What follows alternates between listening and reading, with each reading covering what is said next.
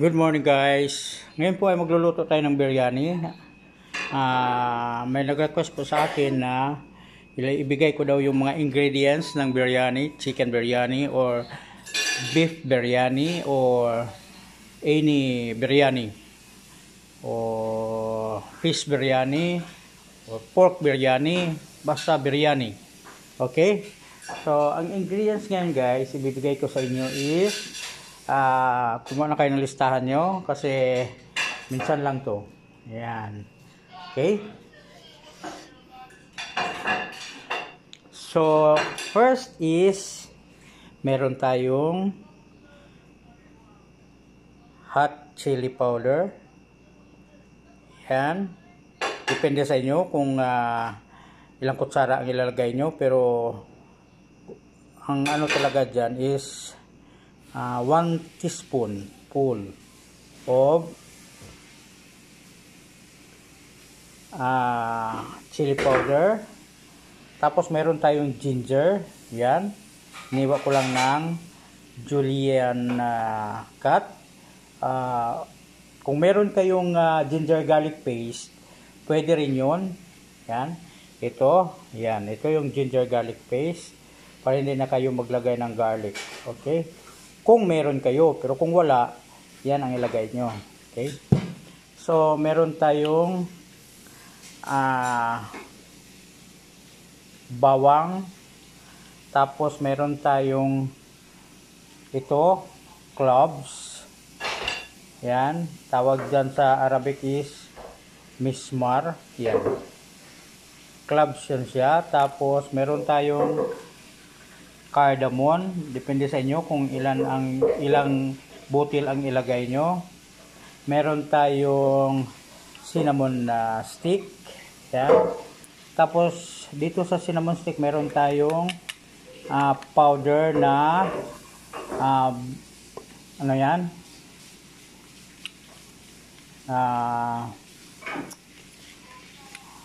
Powder na ang tawag dyan yung basta ano, black pepper pala. Yan, nakalimutan ko yan, black pepper. Tapos meron tayong black lemon. Optional lang naman yun. Kung meron kayong black lemon, pwede. Kung wala, pwede rin. Tapos meron tayong 7 spices. Yan. Yung 7 spices guys, biryani powder yan. Meron na yan lahat nandyan. Yan. Yung 7 spices. Pero nilagyan ko lang, no? Tapos meron tayong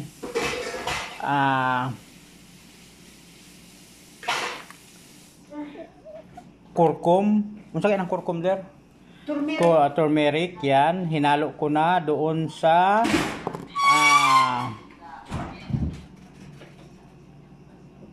yung turmeric, hinalo ko na doon sa biryani powder. Yan, ang biryani powder. Yan.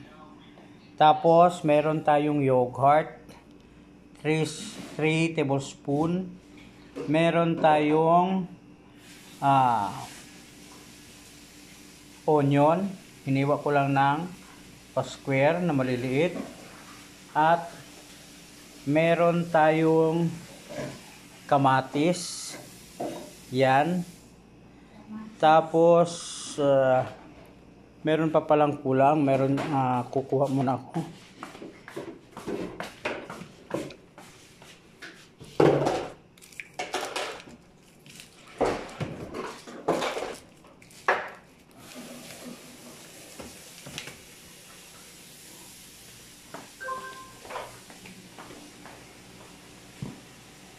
Yan, meron tayong isang buong tomato paste. So, yan lahat guys, yung ingredients. Ngayon, magluluto na tayo ng ating biryani sauce. Yan. Okay.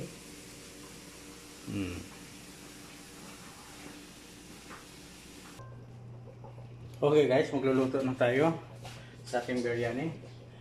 Okay, luto na yung isang menu ko, Carlos Fish. Lalagyan na lang ng isda yan. Mamaya i-grill ko yung isda.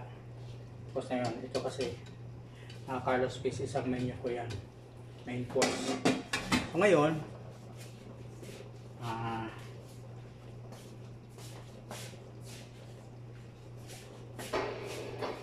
let's start po. Ayan. Of course, lagay natin ang mantika. Ayan. Lagyan natin ng mantika, guys.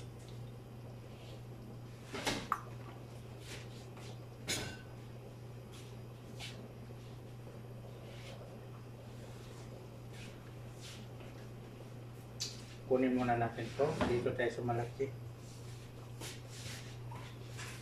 Kasi maliit yung yan.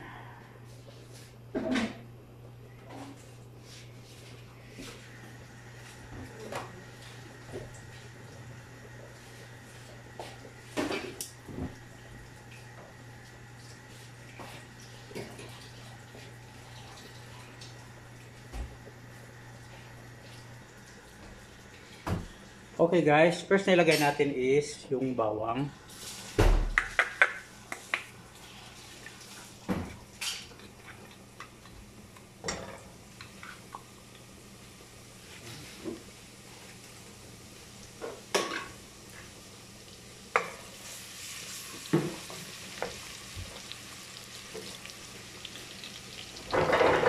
Isunod natin yung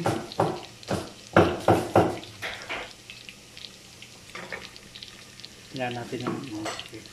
Isunod natin yung cardamom. Yan yung cardamom, 3 piraso. Tapos ano na rin natin yung cloves. Para mas mabango. Yan guys, ang bango. Next is, kung may bay leaf kayo, lagyan nyo ng bay leaf. Yan. So, wala tayong bay leaf eh. Yan. Tapos, ilagay natin tong cinnamon stick. Pwede nyo putulin. Yan. Tapos, isunod natin yung onion. Kailangan maraming onion. 1 kilong onion. No, joke lang. Ayan.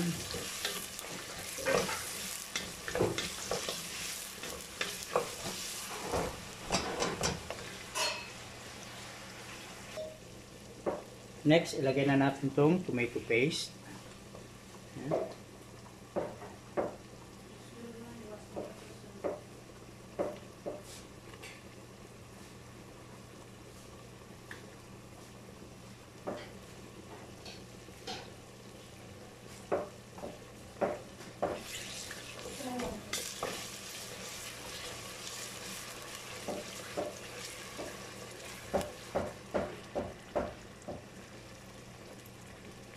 Then, ilagay na natin itong kamatis, guys.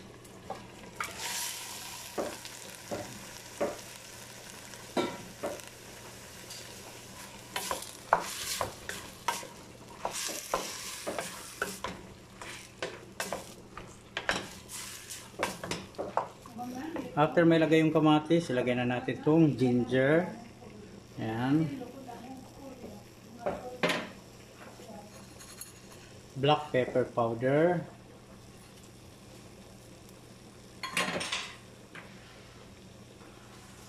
turmeric at saka biryani powder, pinagsama ko na.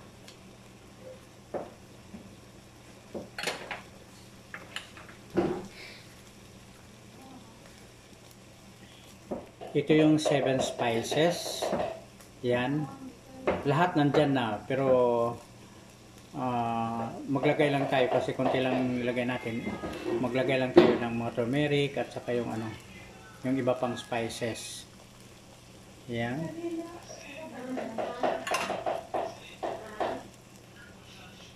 Chili powder. May malkiya pa din? Wala.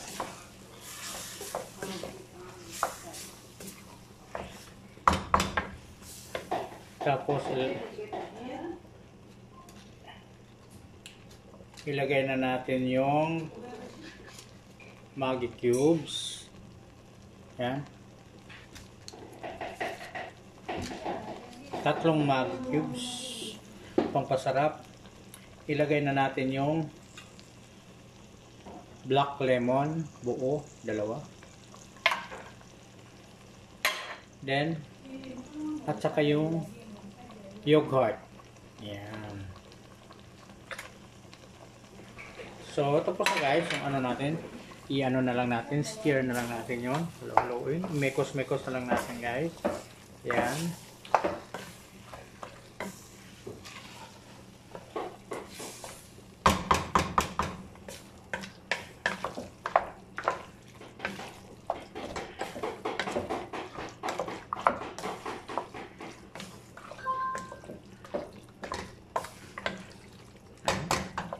Then after that,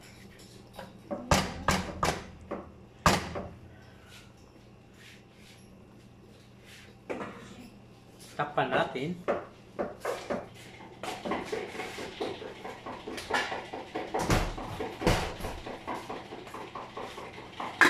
At ilipat natin sa maliit na apoy.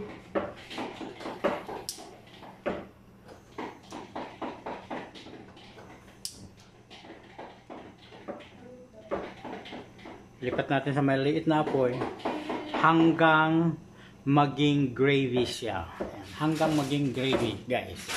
Ayan. Lipat lang natin, hinaan natin masyado yung apoy, no?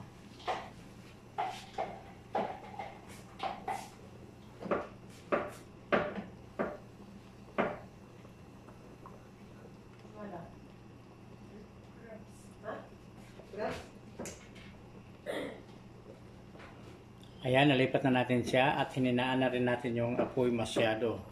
So, hintayin natin mga after mga half hour, magiging gravy na yan siya. Okay? Okay guys, since chicken biryani yung lulutuin natin, ang request ng customer is 2 manok. At saka yung manok is, yung isang manok hatiin sa 8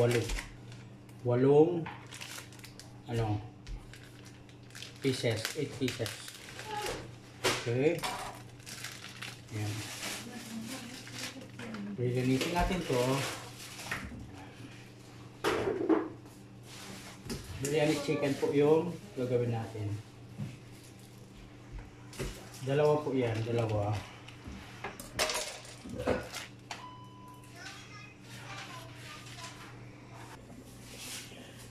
Okay guys, tingnan natin. Okay, yan. Nag-gravy na siya. Luto na yung yung tomato natin, kamatis, luto na siya. Pwede na natin ilagay ang chicken guys.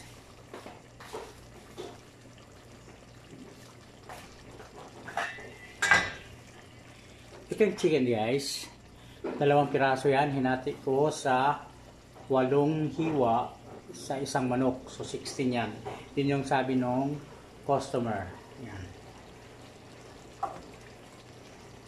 Lagyan na natin. Yan. Kailangan wag masyadong luto, mga 60% yung luto niya kasi mamaya ano pa natin siya sa kanin eh. No? So 60 or 70% yung luto niya.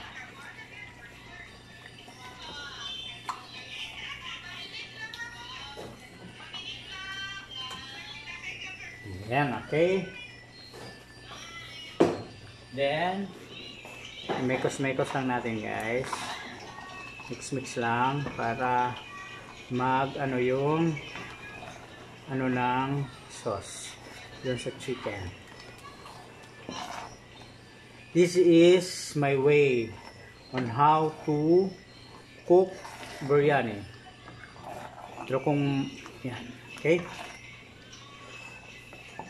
Lulutuin natin siya ng 60% guys. Hindi lang masyadong luto. Okay? And takpan natin. After mga 45 minutes or 30 minutes, okay na yan.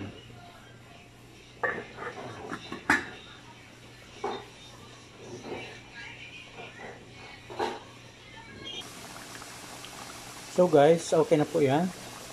Yan, after 15 minutes or 20, okay na po yan. Hindi masyadong luto yung 60% na luto yung manok natin. Tapos, lagyan natin siya ng coriander leaves. Ito po yung coriander leaves natin. Yan. Lagyan natin siya para mas lalong babango. Okay. Yan. Tapos, guys, patayin na natin. Okay na yan. Mamaya, mag-ano ako ng bigas para kita ko sa inyo kung paano magluto ang kanyang kanin. Okay.